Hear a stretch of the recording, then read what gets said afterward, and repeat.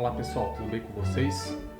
Bem, neste vídeo nós vamos tratar de um tema que vem causando muita polêmica nos últimos dias, que é a relação das restrições decretadas por alguns governadores com o combate à pandemia do coronavírus, né? Inclusive na semana passada o presidente da República ajuizou uma ação direta de inconstitucionalidade, a ADI 6764, procurando suspender a execução de alguns desses decretos, né? Ele cita nessa ADI os decretos da Bahia, do Distrito Federal e do Rio Grande do Sul, né? Que determinaram o fechamento do comércio. No caso da Bahia, o Distrito Federal decretaram inclusive um toque de recolher, né? Proibição de pessoas transitarem na rua depois das 23 horas até as 5 da manhã. E no Rio Grande do Sul foi determinada uma proibição de venda de produtos não essenciais. Então, além do comércio não essencial, dito não essencial, estar fechado, né, alguns produtos nos supermercados, por exemplo, estariam com a venda proibida por conta desse decreto. Então, o presidente da República ajuizou essa ADI e nós vamos analisar essa competência, né, dos governadores para editar esses decretos e a competência em geral relacionada à saúde pública, que é talvez o tema mais importante que temos a tratar desde meados de 2020, né, até aqui. Já se passaram um ano dessa pandemia, né, e muitas coisas ainda por solucionar.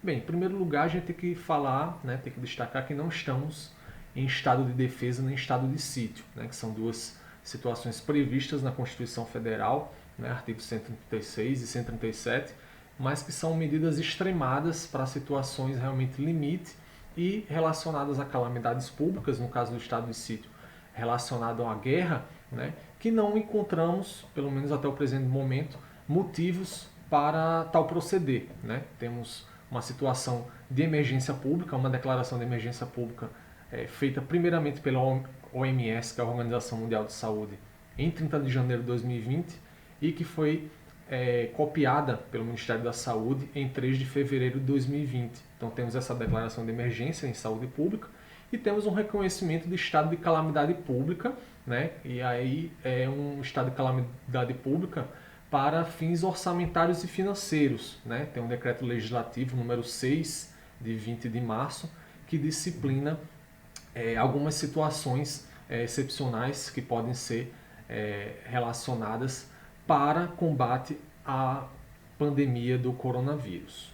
Pois bem, já que não temos um estado de defesa, nem um estado de sítio, então não podemos cogitar, né, da aplicação de medidas tão gravosas. Se prevê uma restrição à liberdade de reunião, né, até uma limitação de locomoção de pessoas, no caso do estado de sítio, mas não estamos nem em estado de defesa, nem em estado de sítio.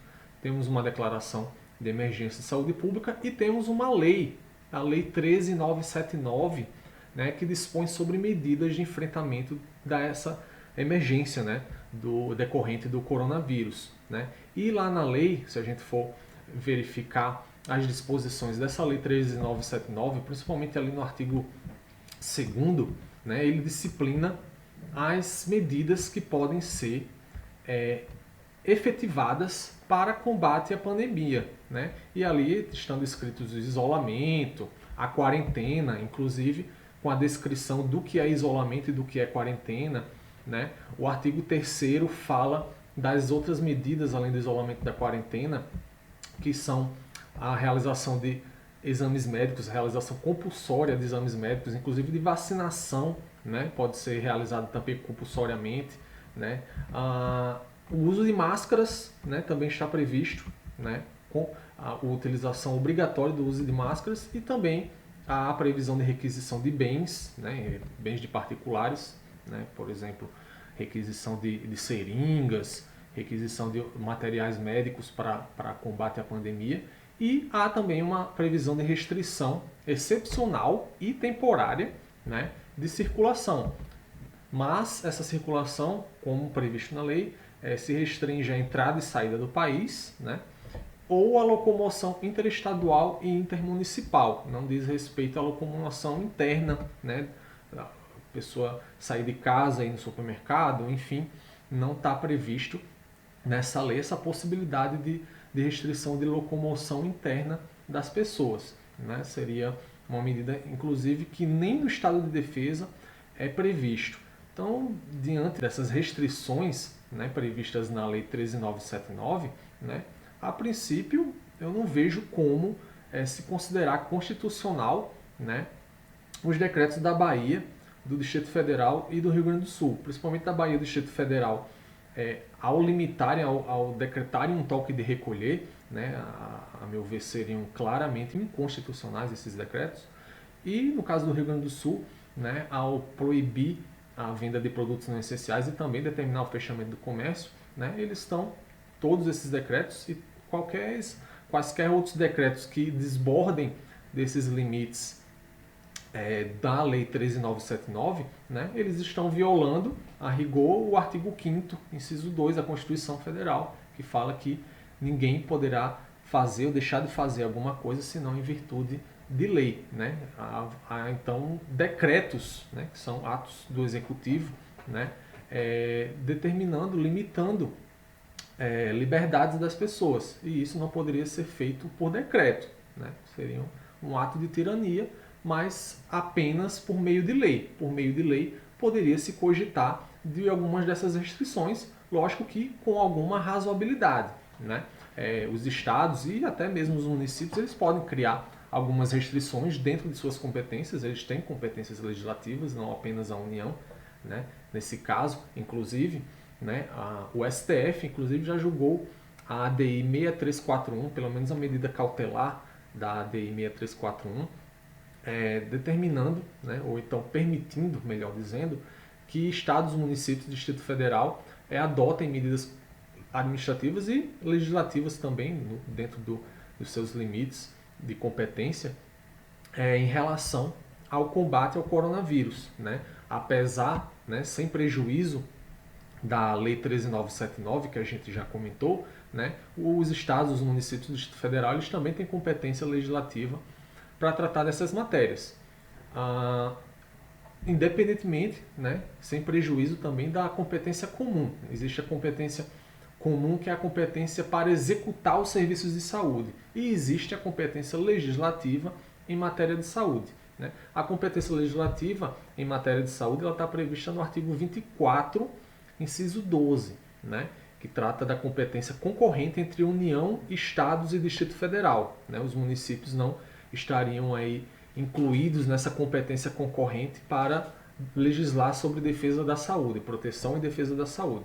Mas os municípios também têm uma competência legislativa que é para assuntos de interesse local e para suplementar a legislação federal e estadual no que couber, está previsto no artigo 30 da Constituição, incisos 1 e 2. Então, os municípios também têm uma competência legislativa quando o Estado, a União forem silentes, né? E os estados e o Distrito Federal têm uma competência concorrente com a União em matéria de proteção e defesa da saúde. Então, a existência da Lei 13.979 não impede que estados, Distrito Federal e mesmo os municípios legislem sobre a matéria, criando inclusive restrições adicionais além daquelas já previstas na Lei 13.979. Não há nenhum impedimento para que isso seja criado mediante lei.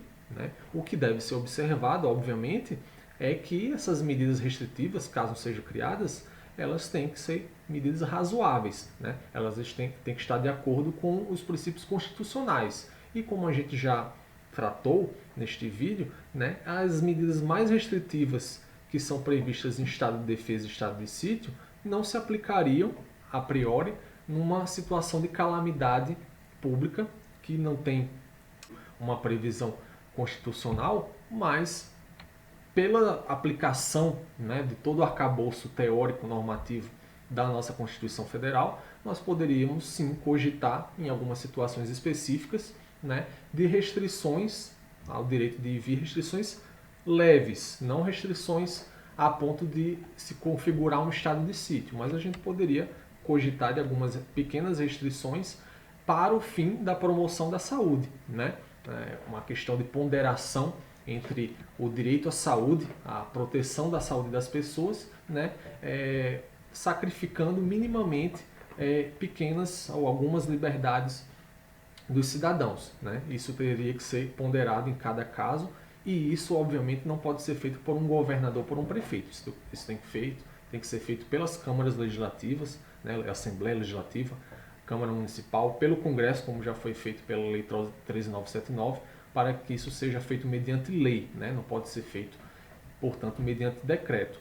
E isso é a competência legislativa. Por outro lado, também temos a competência material, competência administrativa, né, para tratar da saúde pública. Quem é que cuida da saúde pública no Brasil?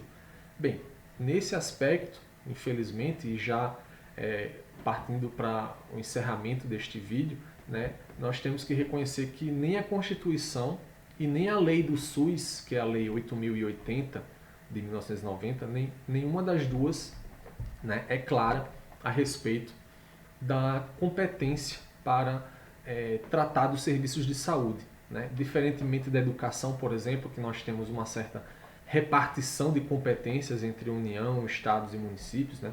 O município cuida do ensino fundamental, ensino infantil, os estados mais do ensino médio, também do ensino fundamental, e a União é mais relacionada com o ensino técnico e superior. Em relação à saúde, nós não vemos essa competência sendo bem delineada, né? Nós vemos que há uma competência um tanto quanto geral, todos podem fazer tudo, embora haja uma observância, né? Haja um princípio de descentralização desses serviços, de forma que os municípios vão atuar prioritariamente em todas essas áreas de proteção da saúde, né? Seja em relação à atenção básica, até mesmo em algumas situações um pouco mais complexas, a princípio, né, pelo que se denota da Constituição e da Lei 8.080, essa competência seria prioritariamente municipal, com um apoio suplementar dos estados, né, e eventualmente da União, sendo que na prática a União colabora mais com os recursos, né, colabora mais com o orçamento, com as finanças, do que propriamente com a execução desses serviços.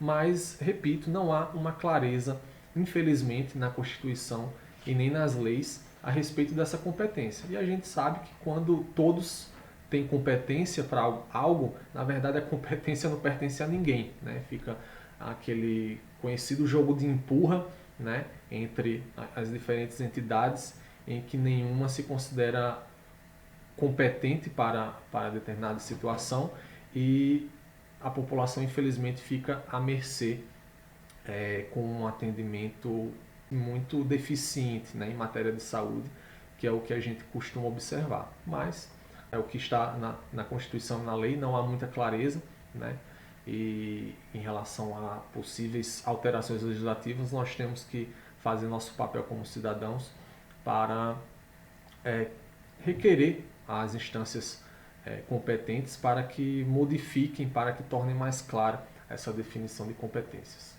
Ok, pessoal? Era isso que eu tinha a tratar neste vídeo de hoje. Espero que vocês tenham gostado.